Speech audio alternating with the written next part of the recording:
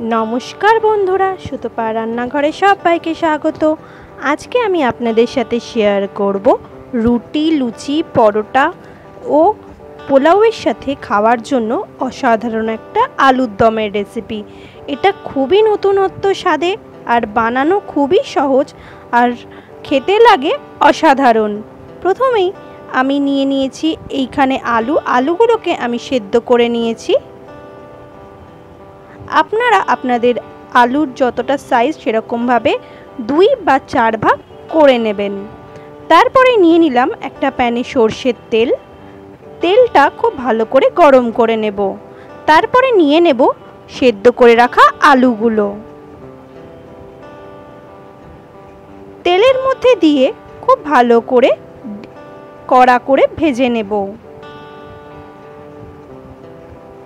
আলুগুলো আমাদের ভাজা হয়ে গেছে। এরপরে আলুগুলোকে আমরা তুলে রেখে দেব। অন্য একটা ফ্রাইং প্যান নিয়ে বানিয়ে নেব একটা ভাজা মশলা। প্রথমেই তেজপাতা, শুকনো লঙ্কা, গরম মশলা, গোটা জিরে, গোটা ধনে খুব ভালো করে মিশিয়ে নেব।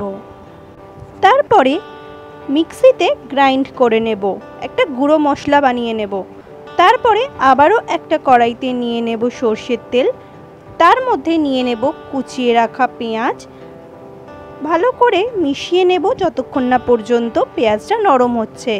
নিয়ে নেব আদা বাটা, রসুন বাটা। তারপরে একে একে গুঁড়ো মশলা দিয়ে দেব, লঙ্কা গুঁড়ো, হলুদ গুঁড়ো ও জিরে গুঁড়ো। খুব ভালো করে মিশিয়ে নেব মশলার সাথে। তারপরে দিয়ে দেব সামান্য পরিমাণ কাশ্মীরি লাল লঙ্কার গুঁড়ো। দিয়ে দিলাম স্বাদ অনুযায়ী নুন। সমস্ত উপকরণ খুব ভালো করে মিশিয়ে নেব।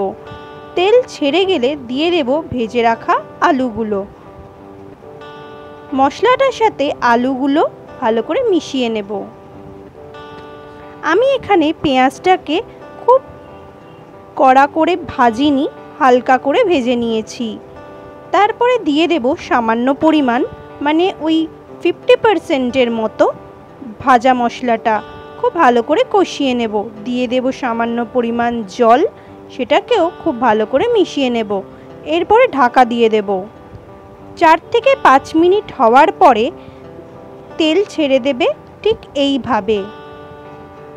আমাদের ভাজা মশলায় আলুর দম একদম রেডি। নামানোর আগে দিয়ে দেব কুচানো কয়েকটা কাঁচা লঙ্কা ও সামান্য পরিমাণ আবারও দিয়ে দেব ভাজা মশলা।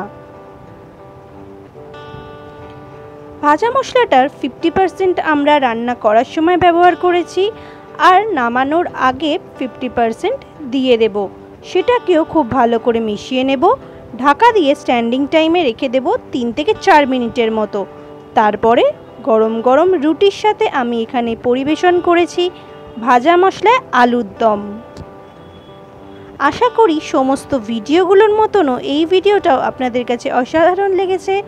যদি ভালো লেগে থাকে একটা লাইক করে দেবেন, সাবস্ক্রাইব করে দেবেন আর সুতপা রান্নাঘরের পাশে থাকবেন। আবারও হাজির হয়ে যাব নতুন কোনো ভিডিওতে, নতুন কোনো রেসিপির সাথে। ধন্যবাদ। সুতপা রান্নাঘরে এই রেসিপিটি যদি আপনাদের ভালো লাগে তাহলে অবশ্যই ফেসবুক থেকে যদি দেখে থাকেন পেজটাকে একটা লাইক করবেন, ফলো করবেন, আর ইউটিউব থেকে দেখে থাকলে চ্যানেলটাকে সাবস্ক্রাইব করবেন, কমেন্ট করবেন আর অবশ্যই পাশে থাকবেন আর বন্ধুদের সাথে শেয়ার করবেন যদি রেসিপিটা ভালো লাগে।